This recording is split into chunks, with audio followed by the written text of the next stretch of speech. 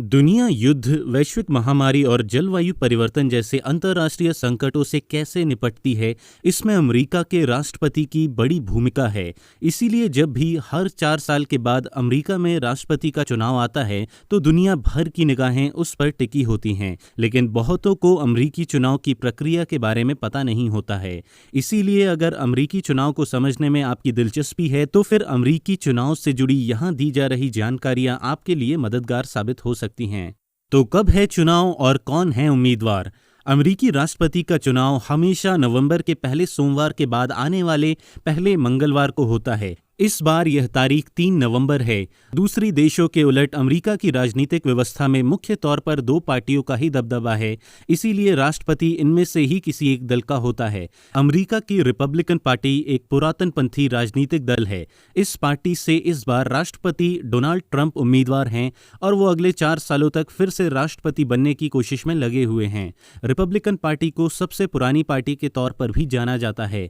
हाल के सालों में ये पार्टी कम टैक्स, बंदूक रखने के अधिकार और प्रवासियों पर कड़ी पाबंदियां लगाने की वजह से जानी जाती हैं। अमेरिका के ज्यादातर ग्रामीण क्षेत्रों में इस पार्टी का आधार मजबूत दिखाई पड़ता है। पूर्व अमेरिकी राष्ट्रपति George W Bush, Ronald Reagan और रिचर्ड निक्सन रिपब्लिकन पार्टी से थे। अमेरिका की दूसरी प्रमुख पार्टी डेमोक्रेट्स एक लिबरल पार्टी है और इस साल होने वाले चुनाव में जो बाइडेन इस पार्टी के राष्ट्रपति पद के लिए उम्मीदवार हैं। वो एक अनुभवी नेता हैं। बराक ओबामा के अमेरिकी राष्ट्रपति रहते हुए 8 सालों तक वे देश के उपराष्ट्रपति रह चुके हैं। ये दोनों ही उम्मीदवार अपनी उम्र का 7वां दशक पूरा कर चुके हैं। डोनाल्ड ट्रंप जहां 74 साल के हैं, तो वहीं जो बाइडेन 78 साल के हैं। वो अगर राष्ट्रपति बनते हैं तो पहले टर्म में राष्ट्रपति बनने वाले सबसे उम्रदराज व्यक्ति होंगे। कैसे होता है विजेता का फैसला? अमेरिकी राष्ट्रपति चुनाव में जीत हमेशा उस उम्मीदवार की नहीं होती जिसे राष्ट्रीय स्तर पर सबसे ज्यादा वोट आते हैं, जैसा कि हमने साल 2016 में हिलेरी क्लिंटन के मामले में देखा था। उन्हें देश भर में सबसे ज्यादा वोट आए थे, लेकिन वो हार गई थी। इसके बदले उम्मीदवारों को इलेक्टोरल कॉलेज वोट में जीतना होता है। हर राज्य में एक निश्चित संख्या में इलेक्टोरल कॉलेज वोट होते हैं। यह राज्य की जनसंख्या पर निर्भर करता है। कुल 538 वोट होते हैं, जिनमें से 270 या फिर उससे ज्यादा वोट जीतने के लिए हासिल करने होते हैं। इसका मतलब यह हुआ कि अगर कोई अपने पसंदीदा उम्मीदवार को वोट देना चाहता है, तो उसे राज्य स्तर पर हो रहे मुकाबलों में वोट करना होगा, ना कि राष्ट्रीय स्तर पर। जो भी उम्मीदवार सबसे ज्यादा वोट पाता है, उसे राज्य के सभी इलेक्टोरल कॉलेज वोट चले जाते हैं।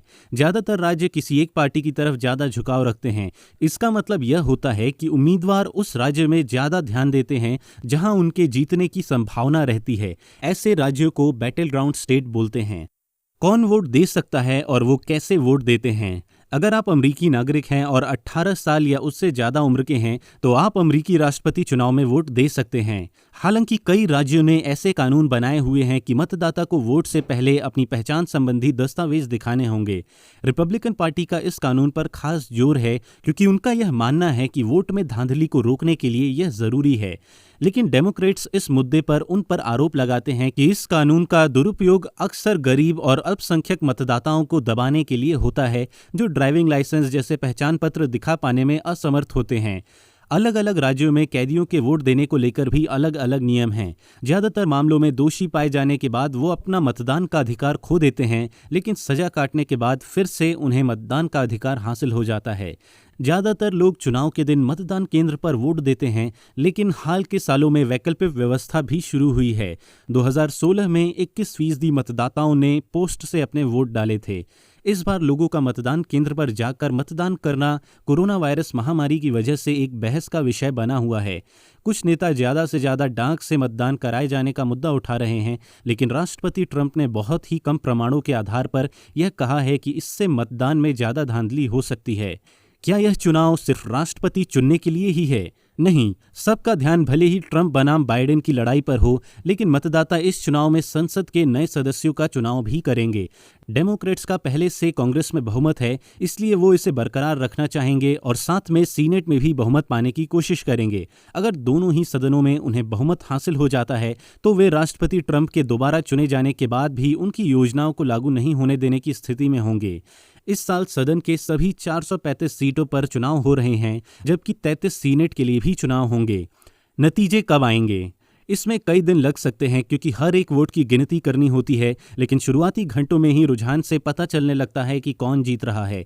2016 में डोनाल्ड ट्रंप ने सुबह 3 बजे ही न्यूयॉर्क में अपनी जीत का भाषण दे दिया था, लेकिन फिर भी अब आप अलार्म सेट नहीं कीजिए। अधिकारियों ने पहले ही इसे लेकर चेतावनी जारी की है कि इस साल डाक बैलेट में बढ़ोतरी को देखते हुए मतगणना में कई दिन और यहां तक कि हफ्ते भी लग सकते हैं।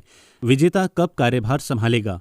अगर जो बाइडेन जीतते हैं तो तत्काल ट्रंप को हटाकर उनकी जगह नहीं ले पाएंगे, क्योंकि कैबिनेट मंत्रियों को चुनने और योजनाओं को बनाने के लिए एक निश्चित समय सीमा निर्धारित होती है। नए राष्ट्रपति आधिकारिक रूप से 20 जनवरी को शपथ ग्रहण करते हैं। यह शपथ ग्रहण समारोह वॉशिंगटन डीसी की कैपिटल बिल्डिंग की सीढ़ियों पर होता है। समारोह के बाद नए राष्ट्रपति 4 साल तक अपना दायित्व निभाने व्हाइट हाउस की तरफ बढ़ जाते हैं। दोस्तों, इस वीडियो से जुड़ी और भी बातें जो आप जानते हैं वो हमें कमेंट करके ज़रूर बताएं, और मेरी आपसे गुजारिश है कि अगर आपको हमारे वीडियोस पसंद आते हैं तो हमें मोटिवेट करने के लिए इसे लाइक और कमेंट करें। हमारे फेसबुक पेज ओएसपा को भी लाइक करें और चैनल को सब्सक्राइब करना ना भूलें। बहुत बहुत धन्यवाद।